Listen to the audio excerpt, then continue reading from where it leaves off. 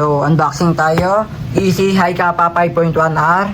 So, ang package niya may kasamang green gas, 0.20 na bibis. Yan, 2,000 pieces ang laman yan. So, unbox na natin to. So, ito yung pinaka-unit. So, solid na solid to. May kabigatan din to, mga sir. So, full metal alloy na rin siya, syempre.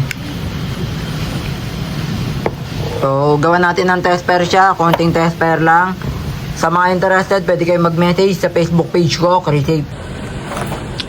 So, nagkarga lang tayo, mga ilang piraso lang. Siguro mga nasa 10 pieces to. So, test pair na tayo. Nakakasa na naman to. Ready to pair na. So, syempre, importante, finger out muna pagka hindi muna natin siya gagamitin. So, since test pair naman to,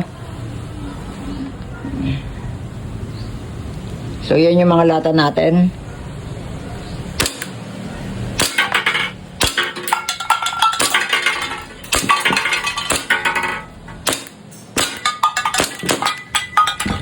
So, yan, inubos ko lang din yung bala. So, kita nyo naman, di ba, nag-cock siya. Para na rin siyang totoo. So, magka-cock siya pagka wala na siyang bala. Check natin. So, wala na nga bala. So, para bumalik yan, press nyo lang yan. Ito, press nyo lang to. Yan o.